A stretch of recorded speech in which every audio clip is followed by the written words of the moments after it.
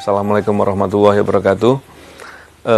Kawan-kawan, saya ingin memberikan statement beberapa hal terkait dengan tuntutan dari jaksa penuntut umum berhubungan dengan serangan kepada saya yang disidangkan di Pengadilan Negeri Jakarta Utara. Yang pertama tentu saya setelah melihat berita di media bahwa penuntut umum menuntut kepada kedua terdakwa dengan tuntutan 1 tahun penjara dan disampaikan juga pasal yang disangkakan dalam tuntutan itu adalah pasal 353 ayat 2. Di sana saya yang pertama memang apa yang saya katakan sebelumnya bahwa ini banyak kejanggalan semakin memperlihatkan. Tentunya secara pribadi saya sejak awal serangan saya sudah pernah mengatakan bahwa saya tidak ingin serangan kepada saya ini mengganggu saya dalam berjuang memberantas korupsi ke depan. Oleh karena itu saya memilih jalan untuk bersabar dan tidak menuntut kepada siapapun. Walaupun demikian tentunya demi kepentingan penegakan hukum, kepentingan keadilan, kepentingan kemanusiaan, tentu menuntut agar siapapun penyerang itu harus diungkap adalah suatu hal yang wajib saya lakukan. Tapi bukan sekedar masalah dendam untuk membalas. Tapi belakangan ketika saya melihat proses penyidikan berjalan, proses di penuntutan yang diawali dengan dakwaan dibacakan di persidangan, hingga terakhir kemarin tuntutan disampaikan oleh jaksa penuntut, semakin meyakinkan kepada diri saya bahwa ada yang tidak beres di sana. Setiap proses dilakukan, saya bersama dengan tim kuasa hukum, koalisi sipil, menyampaikan kejanggalan-kejanggalan ke publik, agar ini bisa dipantau dan dilihat. Kenapa ini terus saya lakukan itu? Karena pada dasarnya saya meyakini dengan sejelas-jelasnya serangan ini bukan hanya serangan kepada diri saya, tapi serangan ini dilakukan karena saya melakukan tugas memberantas korupsi. Ini adalah upaya serangan kepada upaya pemberantasan korupsi yang luas, baik itu terhadap KPK maupun siapapun.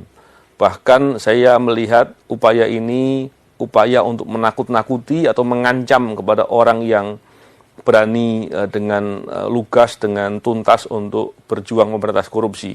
Tentu ini tidak boleh dibiarkan. Saya melihat ini sebagai hal yang serius. Terkait dengan tadi yang saya katakan tuntutan yang disampaikan oleh jaksa penuntut 1 tahun penjara, ini tergambar sekali bahwa proses persidangan berjalan dengan aneh, berjalan dengan banyak kejanggalan dan lucu saya katakan. Kenapa? Kita bisa melihat serangan kepada saya ini serangan atau kalau mau dikonstruksikan sebagai suatu perbuatan penganiayaan yang paling tinggi levelnya. Penganiayaan yang direncanakan, penganiayaan yang dilakukan dengan berat menggunakan air keras, penganiayaan yang akibatnya luka berat, dan penganiayaan yang dilakukan dengan pemberatan. Ini level yang tertinggi. Bayangkan, perbuatan selevel itu, yang paling maksimal itu dituntut 1 tahun. Dan terkesan penuntut justru malah bertindak seperti penasihat hukum atau pembela dari terdakwa. Ini suatu hal yang tentu harus diprotes, harus dikritisi.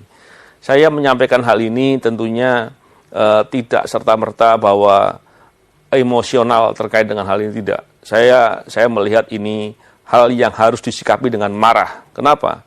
Karena ketika keadilan diinjak-injak, norma-norma keadilan diabaikan, ini tergambar bahwa betapa hukum di negara kita nampak sekali compang-camping.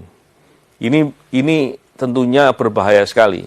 Karena kita tahu bahwa penegakan hukum, membangun proses penegakan hukum di suatu negara, tanggung jawabnya ada di Bapak Presiden. Tentunya ketika potret penegakan hukum yang digambarkan dengan compang-camping ini, dengan asal-asalan begini, dengan sangat buruk begini, ini tentunya membuat nama Bapak Presiden akan tampak sekali tidak baik. Oleh karena itu saya berharap tentunya hal ini tidak boleh dibiarkan. Yang pertama itu. Yang kedua, kalau pola-pola seperti ini tidak pernah dikritisi, tidak pernah diprotes dengan keras, dan kemudian Presiden juga membiarkan, saya sangat meyakini bahwa pola-pola demikian akan mudah atau banyak terjadi kepada masyarakat lainnya. Walaupun faktanya kita tahu bahwa banyak sekali masyarakat yang menjadi korban dari ketidakadilan, dari proses penegakan hukum yang bermasalah yang sudah terjadi. Tapi apakah kita mau abaikan? Apakah kita mau biarkan? Padahal apabila kita lihat penegakan hukum adalah faktor penting untuk kemajuan suatu bangsa. Kita melihat bagaimana upaya dari pemerintah untuk membangun di semua bidang. Bidang ekonomi, bidang politik, sosial, dan lain-lain.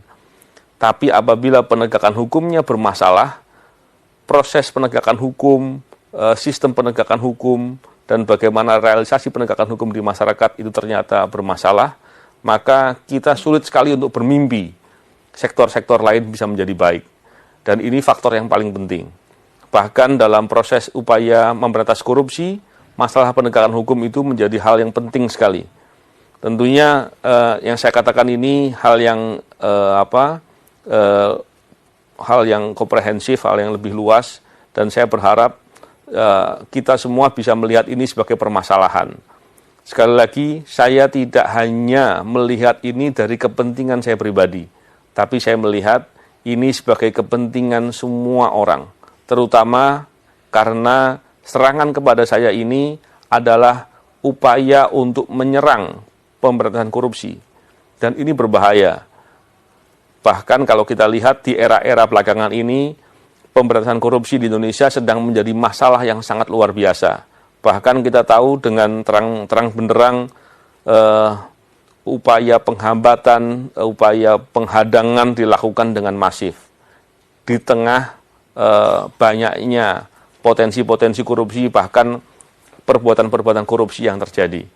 Tentunya keprihatinan ini adalah keprihatinan kita semua, dan sekali lagi saya sangat prihatin dengan adanya proses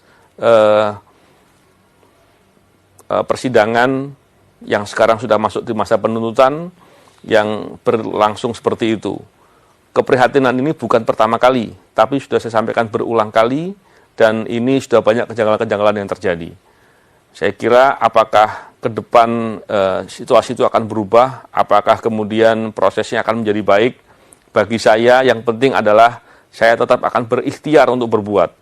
Saya akan melakukan protes-protes sebagaimana mestinya dengan cara-cara yang benar. Karena apabila nanti hal itu tidak terjadi, bagi saya telah melakukan apa yang harus saya lakukan. Dan apabila prosesnya putusan kemudian berjalan seperti keadaan sekarang, maka itulah potret dari penegakan hukum di Indonesia, dan ini harus menjadi keprihatinan kita semua. Bagi saya ingin mengajak semua kalangan masyarakat untuk bisa mengkritisi hal seperti ini, baik kasus ini maupun kasus-kasus lain yang menunjukkan ketidakadilan, menunjukkan suatu perbuatan yang menggambarkan potret penegakan hukum yang compang-camping. Oleh karena itu, dengan semangat upaya memberantas korupsi yang baik ke depan, tentunya saya mengajak kepada semua kawan-kawan yang berjuang untuk memberantas korupsi untuk tetap berani dan konsisten. Karena orang-orang yang terlibat dalam perilaku korupsi, koruptor dan kawan-kawannya, mereka berharap kita semua takut dengan kejadian ini.